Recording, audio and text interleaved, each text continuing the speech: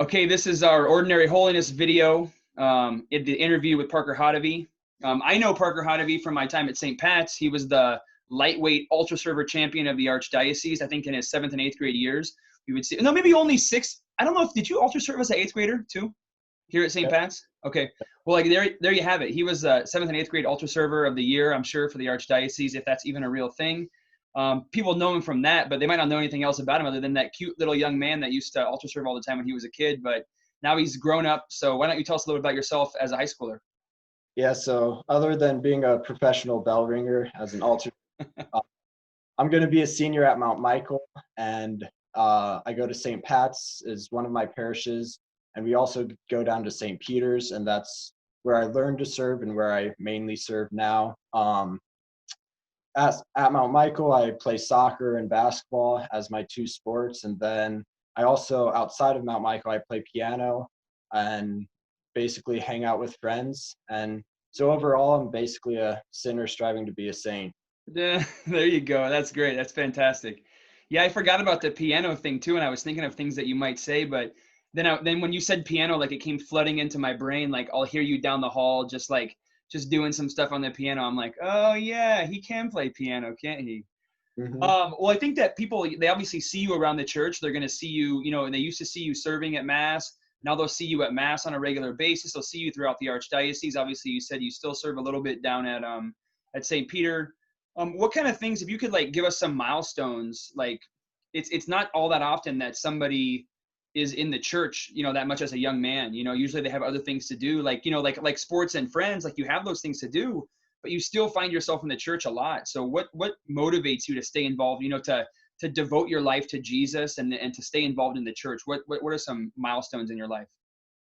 Yeah, so basically, I think it all started mainly with my parents. That a lot of who I am now is all credit to them and how they raised me. And I know when I was first starting to prepare to receive my first Holy Communion, that was when we like started going to daily mass, kind of to see like what goes on, I guess. And I would sit in the pew, watch, and then watch everyone go up, and like that kind of started my yearning for to receive.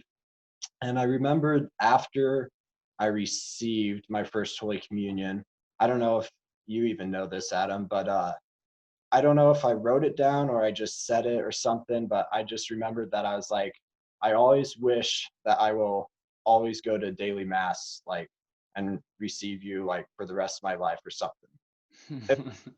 But I remember saying that. And so that kind of started off my, I guess, daily mass calling. And then we just kept going throughout the years. And my brother, when he was homeschooled with me, he would serve at St. Pat's. And then as I grew old enough, then, and he moved on to high school, then I started. And when I reached high school, for the first couple years, freshman and sophomore year mainly, I didn't really go at all to daily mass, just with, at least during the school year, just with school and kind of getting into the routine. And I don't know, it kind of got bumped to the side of kind of my priorities. And this past year, junior year, um, I knew that John Schroll had been going to mass before the school the school day began, and so we decided to um, hit up daily mass with the monks at 7:15, and we did that basically throughout the whole school year until COVID hit. But I would miss once every while when we had a late game or something, Mhm. but we're basically there almost every day. So yeah. Awesome. So really, when it comes down to like to what really draws you to Jesus and what really draws you to the church, it's got to be like the Mass in a variety of different ways. But it keeps coming back to whether it's receiving the Eucharist, altar serving, or even now, just keeping that daily habit as best you can of going to Mass. Yeah. Yeah. Awesome. And like the Eucharist is the source and summit of the Catholic life. It's kind of what keeps us whole and keeps us in union with the rest of the church throughout the world, because Yeah. every hour through every day, there's a mass being said and the Eucharist being offered. So kind Awesome. of unites us all. Awesome. Well, why don't we, usually I go down the order of when I talk about these ordinary means of holiness, it's not that, well, I'll say this. I usually start with prayer, and then I go to sacraments, and then I go to charity, then mortification, and then study. But since we're already talking about sacraments, why don't we keep talking about that a little bit? You've been mentioning Mass, and you said it a little bit now. What is it? You talked about John a little bit too, but I see you in other places as well when it comes to Mass. Tell us a little bit more about the Eucharist. And I mean, you started there. Tell us a little bit more about the Eucharist and how that looks in your life right now, and how it's maybe even expanded as you've gotten older, and then maybe even confession as well, if we talk about these ordinary means of holiness. Yeah. So to be honest, like at times I've thought like I haven't really thought much about what the Eucharist is as I go to daily Mass, and so that would kind of not be a good thing, but I always kept going, and which kind of is a blessing during this time of quarantine and COVID when we couldn't go to Mass.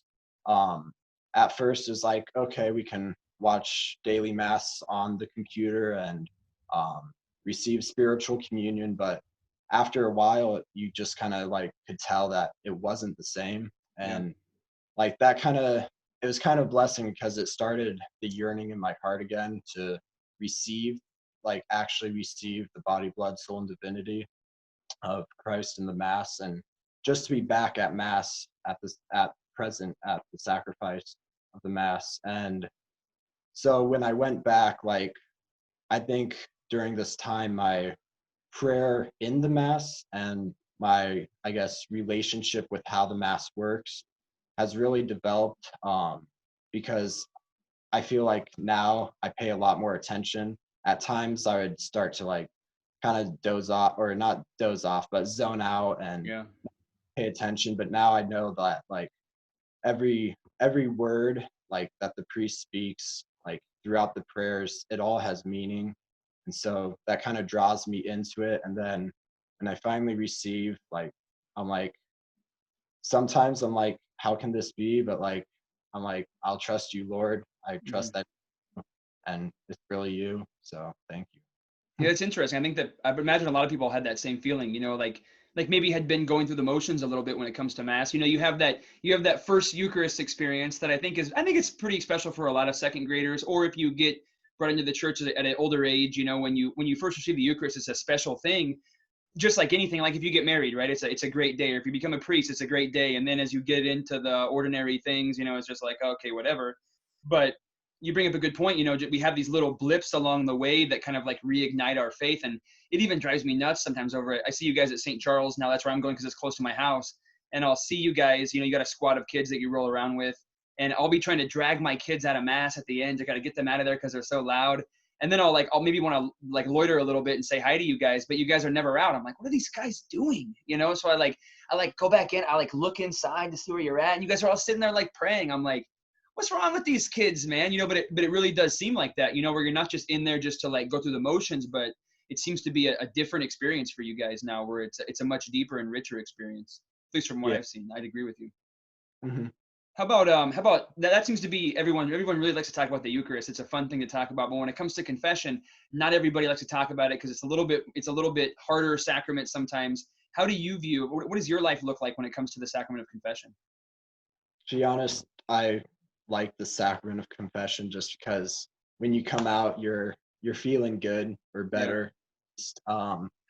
But yeah, so usually throughout since I started going to confession and probably when I was 7 or something, I've been going pretty much once a month at least, sometimes twice a month, depending on if I have time to get there or if I think about it. Yeah. So yeah, we've been going once a month, and then during quarantine time, luckily I had gone to confession just the weekend before. So I was like, okay, I'm set for a while. Yeah. As And long as I then don't mess this all up, I should be good. yeah, exactly. So I was like, okay, I'll be okay for a while, and then eventually we were able to we squatted up and went to St. Charles, and it's really nice to be able to open yourself up like to the Lord, but while you're kind of talking to someone who's present like physically on this earth.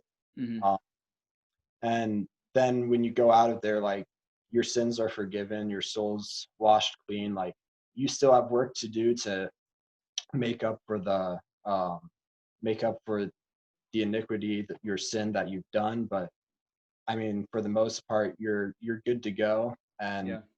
it's kind of like, okay, now is the time that I need to really restart, return on this fire in my soul, to strive as much as I can as a human being to not sin or offend the Lord anymore. Yeah. It's an interest. I think that maybe that's even the hardest part too. If somebody breaks a window, sometimes it's hardest to ask for forgiveness or to say I'm sorry. Mhm. It's easy to clean up the glass, from the brook, like all like talking about the penance, like they have to do afterwards. It's easy to clean up your mess, but the hardest part sometimes is just getting in there and just saying I'm sorry. And once that's done, it's like a big weight's lifted off you. You just get that relief, or you're just feeling better as you leave. How do I think that most people, when they would look at you, they would see you as a pretty virtuous guy. Like you stay out of trouble as far as we know. Maybe you got some deep dark secrets we don't know about. But how is that? Have you seen that? Do you think that the sacrament of confession has played into that, where you're kind of, do you find yourself always checking yourself? Making sure that you're like walking a Christ-like life. How does that work in your life? And you think it played a part? Yeah, so I strive as much as I can to stay on the right path, the narrow path to Right. righteousness. But we're all human. We all make mistakes, and even we all mess up at times. And so I think that the sacrament of confession has really helped me to kind of, whenever I start going off track, to realign my life so that way Hmm. I can follow the path that God has destined for me.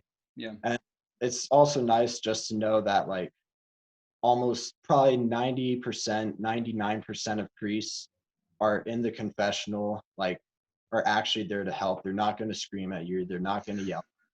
Like they're there to help. And what's also been very beneficial to me, I usually ask for advice. Also, like I'll be like, "Do you have any advice for me, like how to work on this particular thing?" Or and so when they talk, like it kind of smooths out some of the edges of like things that Hmm.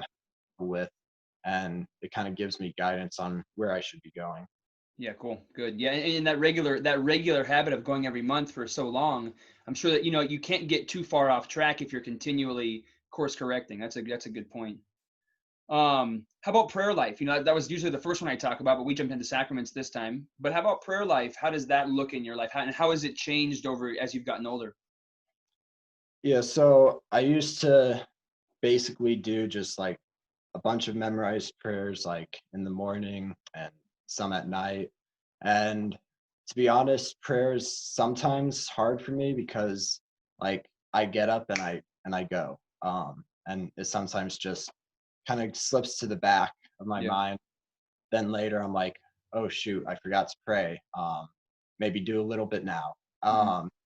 But actually during this quarantine time also, like I had more time. I didn't have anywhere to go. I didn't have to go to school, get ready and everything.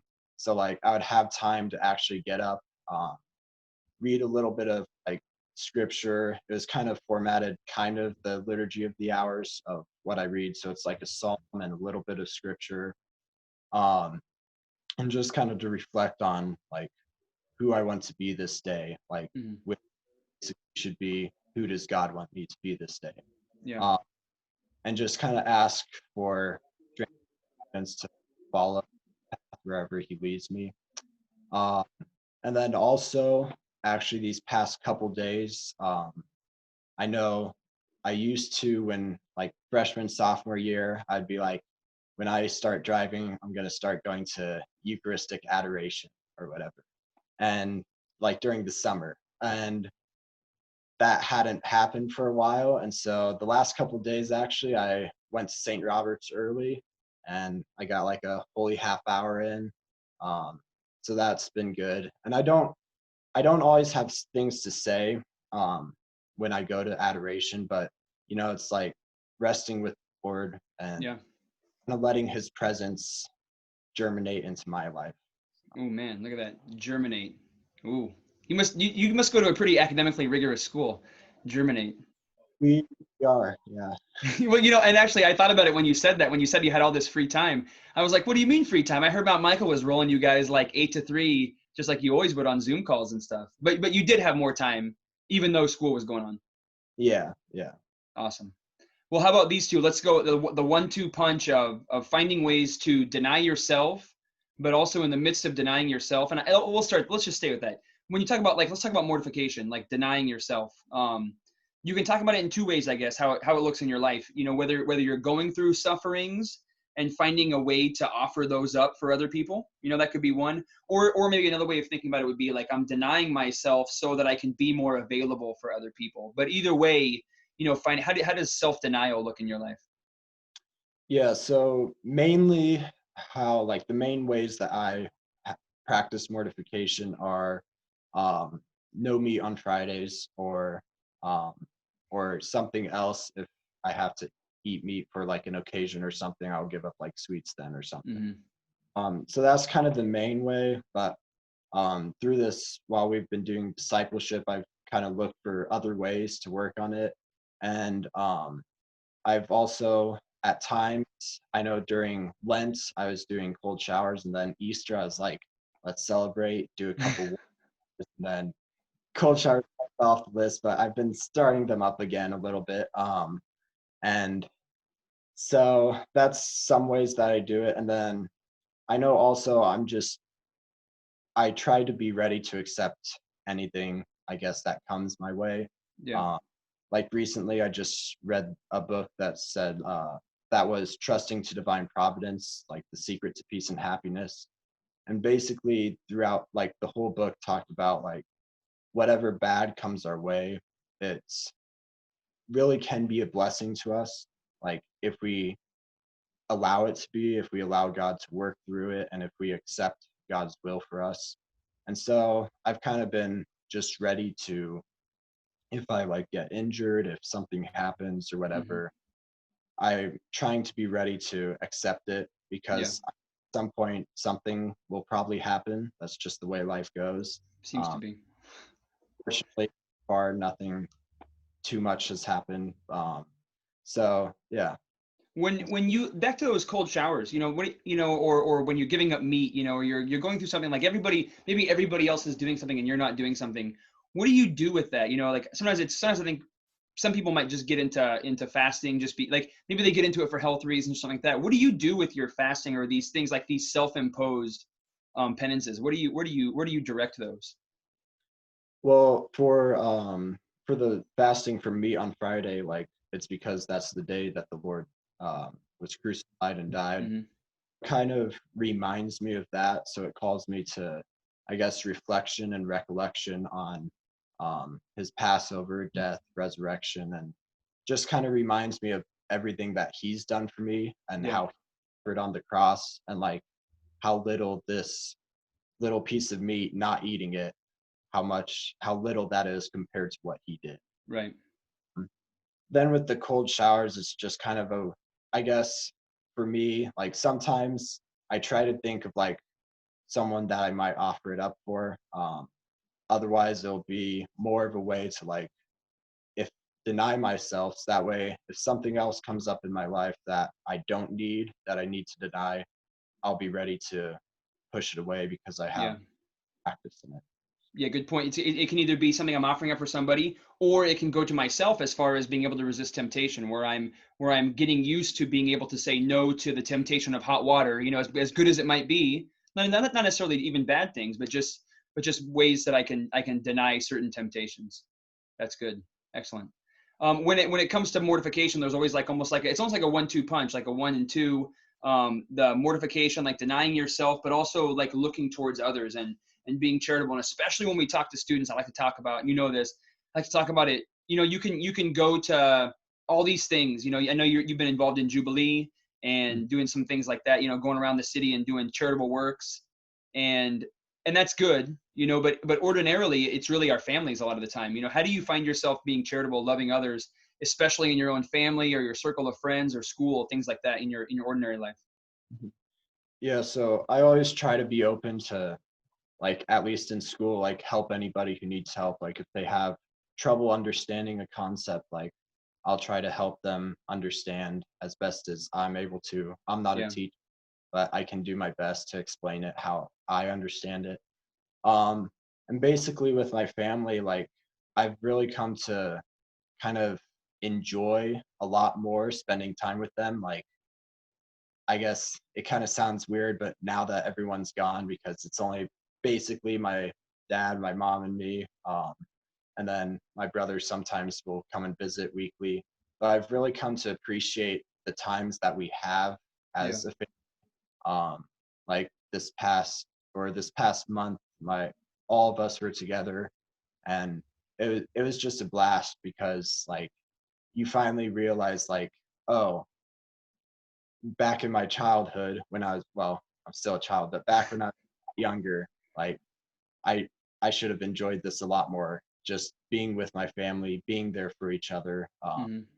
And I think it's something that a lot of us miss until we're older. And so I'm glad that as the youngest, I kind of see it earlier, Yeah. um, as my siblings move off.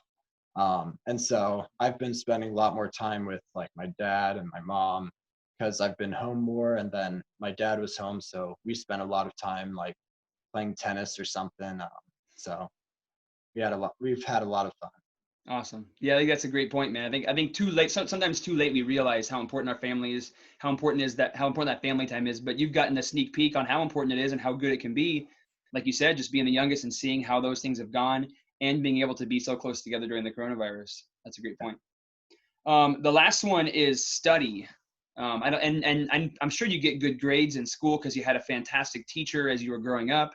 But so not necessarily studying at Mount Michael, that academically rigorous institution, but how is it when it comes to like studying the truths of the faith? You seem to be someone pretty knowledgeable. I think someone that people that I've interviewed in these before have referenced as like knowing things that they don't know. How does studying our faith look like in your life? No questions that you might have. Yeah, so basically this would mostly, for the most part, be credit to my mom because I was homeschooled, so she was the one that started, um, that taught me throughout my whole, like, 13 years, 14 years that I was at home, Hmm. and teach all of my religion and everything, and make sure, like, I'm actually learning things. And I know that you would like this, that she used to have me memorize, like, answers from the Baltimore Catechism, Oh yeah, yeah, yeah, yeah. on memory. And actually, she recalls that at one time you thought she was crazy for having me do that, but I Oh, don't know. dude, hey, when I first met Lisa Hottovy, now I don't want. I hope she doesn't watch this. But when I first met Lisa Hottovy, I'm like, who is this lady? She is intense. But now I'm like, oh, I see what's going on, Lisa Hottovy. I've come Yeah, to appreciate it. I think maybe like a son, I've come to appreciate Lisa Hottovy more and more as I get older. yeah, yeah. So that's where I learned, like, the basics and kind of even a bit deeper than the basics of the faith. And then also just throughout my time at Mount Michael, like, for the most part, what they cover, like, I've known, but there's always new things, like, every every year that I would learn. So that kind of helped to develop my knowledge in the faith. Hmm. And so just like recently, I mentioned that book that I just read on trusting in divine providence. Like, I've read that. I've read the JP2 book and his Five Great Loves. Um, and that's been a good book on talking about mortification and silence and prayer. And so that kind of helps, not as much like know the facts of our faith, but more how to develop my faith in a way. Yeah, um, and then also, like, with our youth group, we had the time where we, you just muted yourself. You're back. yeah, we went through the Peter Kreeft book, kind of apologetics book, Yeah. uh, viral. And so that kind of helped to teach me about ways to talk about our faith and ways to kind of help people understand it. So that was good. And then just in general, like you hear things, what people say. Like when I would go to daily mass, and then we would sometimes go have coffee and donuts with the old people, you know. But I miss then, that right now. I can't even. I wish you wouldn't have brought that up. It's making my heart hurt. Oh man. but you would hear them. I would sit there and listen for the most part and Yeah. talk about politics, whatever. They would talk about everything, and so I would sit there, listen. Some things went out the other ear, but a lot of it kind of stayed with me. And Yeah. nowadays, sometimes like I'll say things, and I'm like, I'll combine like different things that I've heard like throughout my life, and I'm like, I don't know where I heard most of this. Right. No, I've heard it before. So Yeah. Isn't that funny how you're like, I know I didn't think of this myself. I had to have heard somebody say this. I'm not sure who it was, but here you go. This is what I've heard. But yeah, really, books seems to be a big deal for you. You know, I think a lot of kids say videos, but you kind of gravitate more towards reading, would you say? yeah, yeah. Yeah, cool. Awesome. Mhm. Like a old school, I guess, huh? Yeah, like right now I'm reading Discernment book by Father Mike Schmitz. Cool. 'Cause I'll have some big decisions coming up. So Awesome. Well, how about this last question then? I don't know. We might be able to beat. I know that maybe Ethan Manning will think that he'll want the longest interview, but you might be able to beat him. I don't know how long it's been, so we'll see what that time is. You know, it's like you're running a race and you only know when it's how long it's been when you're over. So we're gonna have to check that out. But the last question is like a two-part question: a negative first, and then a positive second. When it comes to encouraging your friends in the faith, whether it be things that you've seen parents do or other friends do when it comes to encouraging people in the faith, what would be like one thing that you would say, don't do this? This has been something that I've seen my friends hate when it comes to like evangelizing them or encouraging them in the faith. And then and then end it with a positive where you've seen, but I've seen this work really well, be it from parents or other friends for my friends' lives. yeah, so as always, there's like this fine line in life. And I know a lot of kids who, like, as teenagers, whatever, like, they hardly ever go to mass, or when they do go, they only go to check the box.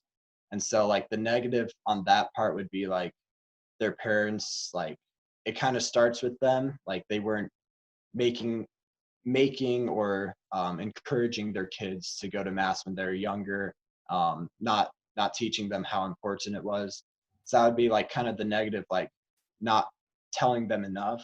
Yeah. But then so the other side of the negative, where like they actually they force them to go to mass, to go to all of these things, like every day, like go to adoration for 3 hours or something. Yeah. Um, where it's like a bit too much, where they get pushed away rather than brought in. So Yeah. there's a fine line right in the middle, that you have to encourage them, but you also have to be careful to not push them over the edge. And would you say like in the encouragement there has to be like a why behind it? Like you were kind of drawn in by like, okay, what's going on here? What's deeper? There's all these different things about the mass and stuff like that. Would you say that you found it helpful as if students like know the why behind it? You know, especially from a young age, you know, where you're learning, where it's not just like we're going because we're going, but we're going because of these reasons. Yeah. So I mean, I didn't really ask many questions, to be honest, but I mean, my mom would kind of explain things or teach me things, or I'd hear things. Yeah. But I know, like, with other kids, there's always going to be questions. So sometimes you don't have to force the concept, um, force the meaning upon them. Like, their questions will come in time, as they strive for truth and authenticity or whatever. They'll kind of start having these questions come back to them about, like, why is the Eucharist, like, why is this piece of bread actually Jesus? Like, Right. that happened. Things like that. So there's always going to be questions, because we don't know everything, because Right. we're little nimwits, to be honest, on the large scale. So Yeah. yeah. Well, how about a positive? What's something that you've seen work well with your friends? I would say Um, well, it kind of goes back to the pushing them, but outside of that, I would say for parents at least to pray for them. Like that's the biggest thing. Like right now, like I could be praying for my future children, like whether that be biological children or whether that be my children as a priest or whatever. Um, so like you can always pray in the future, and even when you have them, like keep praying for them because even if they are like virtuous and everything, like I know my mom still prays for all of us kids like a ton every day. Um, and with that also, don't give up on the prayer. In that book, the book that I've mentioned a couple times out, With the long title. Yeah, yeah, yeah. whatever it was, but it mentioned how a lot of times we don't get our prayers answered because we aren't persistent enough and everything, and we don't ask enough. And so just like keep persevering in your prayer because it mentioned like Saint Monica with Saint Augustine, like she was praying for like 14 or 16 years or something, Mm-hmm. and she gave up that whole time, and then he became one of the greatest church fathers in church history. And so like not to lose hope if your child is going astray, but always pray for them and like the good father in the parable of the lost son, Yeah, like be ready to welcome them back with open arms. yeah. Great one. Yeah. Awesome. Well, hopefully we beat Ethan Menning. I'll love to be able to. I'll text him right away if we beat him. I'll be like, hey, he got you, man. He got you. So I've enjoyed it. I hope we really get a lot of this. I think that people see you around, and now hopefully they know a little bit more about you and how you're striving for holiness, striving to be a saint. Like you said, you're a sinner, and you're ready to striving to be a saint. So thanks for your time, and I'll look forward to seeing this live on I think on the face pages and the YouTubes. So maybe you'll be famous. Maybe. All right, man. We'll talk to you soon. Thank you. You, Adam.